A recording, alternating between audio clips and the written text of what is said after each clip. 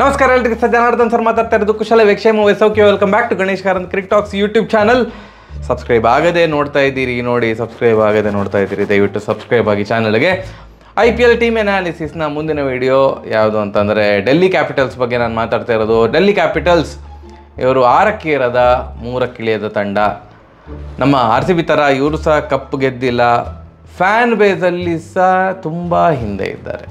Team ಒಂಥರ impact create ಮಾಡ್ತಾ ಇಲ್ಲ ಇತ್ತೀಚಿನ ವರ್ಷಗಳಲ್ಲಿ. No real entertainment also. And Pant ಅವರು ಆಕ್ಸಿಡೆಂಟ್ ಆಗಿತ್ತು ಡಿಸೆಂಬರ್ 2022ರಲ್ಲಿ. ಸೊ ಲಾಸ್ಟ್ ಇಯರ್ IPL ಆಡಲಿಲ್ಲ ಅವರು. ಸೊ ಎಂತ ಆಗ್ತದೆ ಈ ಸಲ ಅಂತ ನೋಡುವ. ಗುಡ್ ನ್ಯೂಸ್ ಏನು ಅಂತಂದರೆ Pant is fit. Pant is declared as fit. ಅವರು ಈ IPL ಆಡ್ತಾ ಇದ್ದಾರೆ. ಒಬ್ಬ ಸ್ಪೆಷಲಿಸ್ಟ್ ಬ್ಯಾಟ್ಸ್ಮನ್ ಆಗಿ ಆಡ್ತಾರಾ ಅಥವಾ ವಿಕೆಟ್ ಕೀಪರ್ ಆಗಿ ಕೂಡ ಅವ್ರು ಆಡ್ತಾರ ಅನ್ನೋದು ಗೊತ್ತಿಲ್ಲ. ಬಟ್ ತಂಡದಲ್ಲಿ ಆಡ್ತಾ ಇದ್ದಾರೆ. He is back. ಅದು ದೊಡ್ಡ ಪ್ಲಸ್ ಪಾಯಿಂಟ್ ಡೆಲ್ಲಿಗೆ. ಯಾಕಂತಂದರೆ ಲಾಸ್ಟ್ ಇಯರ್ IPLಲ್ಲಿ ಎಂಥದೂ ವರ್ಕ್ ಆಗಿಲ್ಲ ಅವರಿಗೆ. ಹೋಪ್ಲೆಸ್ ಸಿಚುವೇಷನಲ್ಲಿ ಡೆಲ್ಲಿ ಇತ್ತು. ಯಾರು ಕೂಡ ಫಾರ್ಮಲ್ಲಿ ಇರಲಿಲ್ಲ. ಇಡೀ ತಂಡವೇ ಫಾರ್ಮಲ್ಲಿ ಇರಲಿಲ್ಲ. ಸೊ ಪಂತ್ ಬಂದದ್ದು ಒಂದು ಇಂಡೈರೆಕ್ಟ್ಲಿ ಅವರ ಮನೋಸ್ಥೈರ್ಯ ಜಾಸ್ತಿ ಆಗಿದೆ ಅಂತ ಅಂದ್ಕೊಳ್ತಾ ಇದ್ದೇನೆ. ಟೀಮ್ ಯಾವ ಥರ ಇರ್ಬೋದು. ಓಪನಿಂಗ್ ಅಲ್ಲಿ by the way Harry Brooke ಅವರು ಲಾಸ್ಟ್ ಮಿನಿಟ್ಗೆ ಕೈ ಎತ್ತಿದ್ರು, ನಾ ಬರ್ಲಿಕ್ಕೆ ಆಗೋದಿಲ್ಲ ಈ IPLಗೆ ಅಂತ. ಅವರು ಇದ್ದಿದ್ರೆ ಸಹ ಅವ್ರಿಗೆ ಏನು ತಂಡದಲ್ಲಿ ಚಾನ್ಸ್ ಕೊಡ್ತಾ ಇರಲ್ಲ. ಹೋಗಿ ಮಾರ ಸಾವ್ ಅಂತ ಬಿಡ್ತಿದ್ರ ಅಂತ. ಈ ಇಂಗ್ಲೆಂಡ್ ಪ್ಲೇಯರ್ಸ್ ಇದು ಲಾಸ್ಟ್ ಮಿನಿಟಿಗೆ ಈ ಥರ ಕ್ಯಾನ್ಸಲ್ ಮಾಡೋದು ಅಭ್ಯಾಸ ಭಾರಿ ಜೋರಾಗಿದೆ ಅವರಿಗೆ.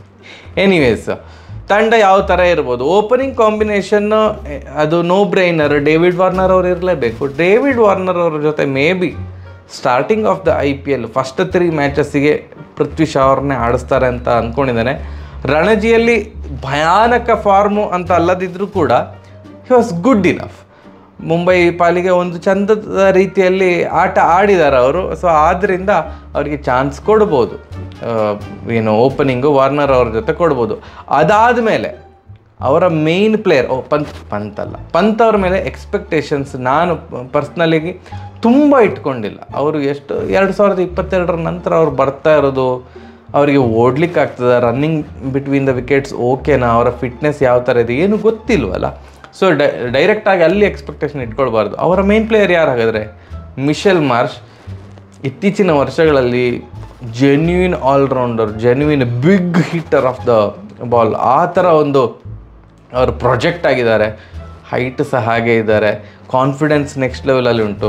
ಸೊ ಅವರೇ ಮೇಯ್ನ್ ಪ್ಲೇಯರ್ ಡೆಲ್ಲಿಯ ಪಾಲಿಗೆ. ಸೊ ಅವರು 1 ಡೌನ್ ಬರ್ತಾ ಇದ್ದಾರೆ. And is a true all rounder. ಅವರ ಫಿಟ್ನೆಸ್ ಎಷ್ಟಿದೆ ಅಂತ ನನಗೆ ಗೊತ್ತಿಲ್ಲ. ಅವರಿಗೆ ಹ್ಯಾಮ್ಸ್ಟ್ರಿಂಗ್ ಆಗ್ತಾ ಇರ್ತದೆ ಗಡಿಗಡಿಗೆ, ಅಥವಾ ಬ್ಯಾಕ್ ಪೈನ್ ಆ ಥರದ್ದು.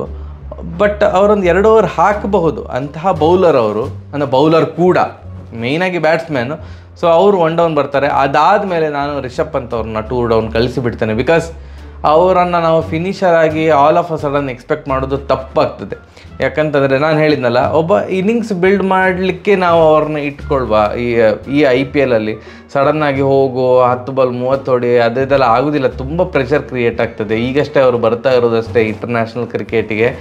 ಇದು ಇಂಟರ್ನ್ಯಾಷನಲ್ ಕ್ರಿಕೆಟ್ ಅಲ್ಲ, ಬಟ್ ಇಂಟರ್ನ್ಯಾಷನಲ್ ಲೆವೆಲ್ ಇರುವಂಥ ಒಂದು ಲೀಗ್ ಅಲ್ವಾ. ಸೊ ಇಂಟರ್ನ್ಯಾಷನಲ್ ಕ್ರಿಕೆಟ್ ಅಂತ ಹೇಳ್ತಾ ಇದ್ದೇನೆ ಅಷ್ಟೇ.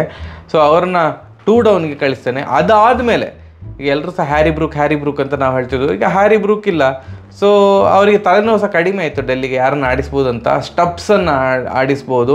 ಬಿಕಾಸ್ ಅವರು ಸೌತ್ ಆಫ್ರಿಕನ್ T20 ಇದರಲ್ಲಿ ಭಾರಿ ಒಳ್ಳೆ ಫಾರ್ಮಲ್ಲಿದ್ದರು with amazing strike rate.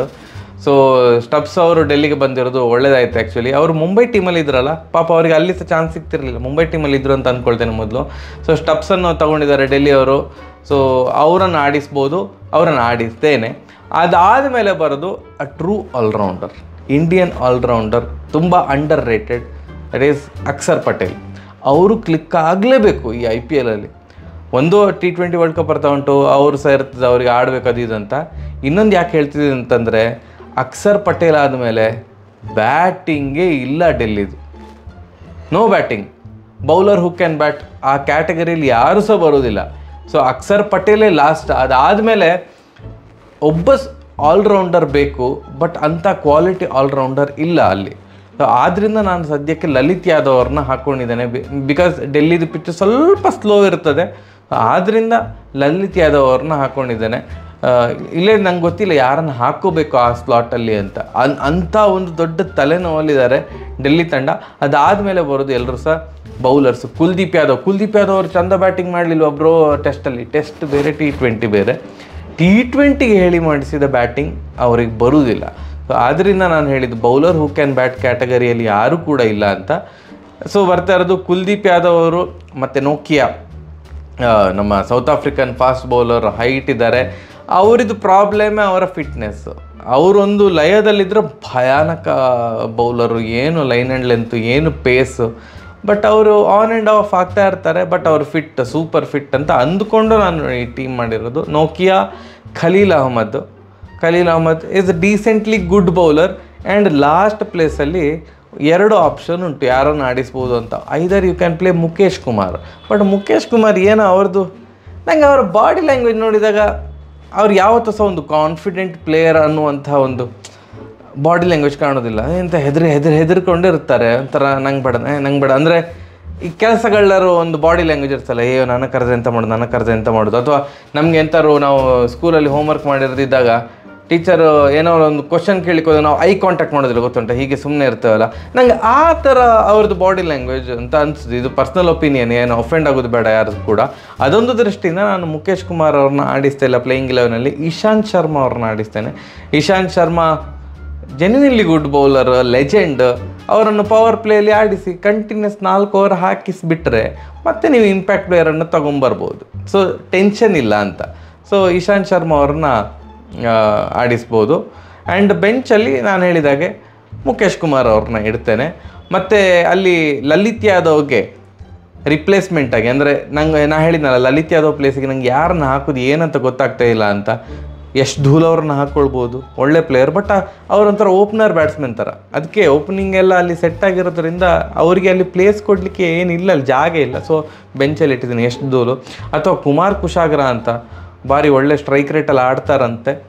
So Lalit Yadav ಅವರ ಬದಲು ಅಥವಾ ಇಂಪ್ಯಾಕ್ಟ್ ಪ್ಲೇಯರ್ ಆಗಿ ನಾನು ಹೇಳಿದ್ನಲ್ಲ, ಇಶಾಂತ್ ಶರ್ಮಾ ಅವ್ರನ್ನ ಆಡಿಸಿ ಮತ್ತು ಇಂಪ್ಯಾಕ್ಟ್ ಪ್ಲೇಯರ್ ಆಗಿ ಕುಶಾಗ್ರ ಅವ್ರನ್ನ ಕರ್ಕೊಂಬರ್ಬೋದು. ಇಲ್ಲ ಒಂದು ಫಾರಿನ್ ಪ್ಲೇಯರ್ ಬೇಕು, ನೋಕಿಯಾ ಫಾರ್ಮಲ್ ಇರೋದ್ರೆ ಏನು ಮಾಡೋದು ಅಂತಂದರೆ ಆಗ ರಿಚರ್ಡ್ಸನ್ನ, ಆಸ್ಟ್ರೇಲಿಯನ್ ಬೌಲರ್ ರಿಚರ್ಡ್ಸನ್ನ ಅವರನ್ನು ಆಡಿಸ್ಬೋದು ನೋಕಿಯಾ ಅವರ ಬದಲಿಗೆ. ಬಟ್ ಓವರಾಲ್ ಟೀಮು ನನಗೆ ಅಷ್ಟು ಏನು ಸ್ಟ್ರಾಂಗ್ ಅಂತ ಅನ್ನಿಸ್ತಿಲ್ಲ ಮರ. I don't know why. Prithvi Shaw ಅವ್ರ ಮೇಲೆ ತುಂಬ ನಂಬಿಕೆ ಇಲ್ಲ ನನಗೆ. ರಿಷಬ್ ಪಂತ್ ಅವ್ರ ಮೇಲೆ ಓವರ್ ಎಕ್ಸ್ಪೆಕ್ಟೇಷನ್ ಇಟ್ಕೊಳ್ಬಾರ್ದು.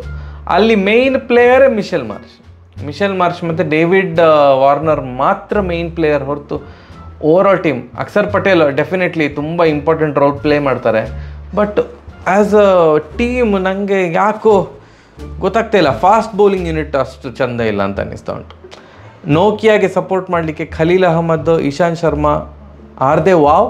ಇಶಾಂತ್ ಶರ್ಮಾ ಅವರು ಯಾವ ಫಿಟ್ನೆಸ್ ಮೇಂಟೈನ್ ಮಾಡಿದ್ದಾರೆ ನಂಗೆ ಗೊತ್ತಿಲ್ಲ. ಖಲೀಲ್ ಅಹ್ಮದ್ ಸಹ ಅಂಥ ವಾವ್ ಬೌಲರ್ ಅಲ್ಲ.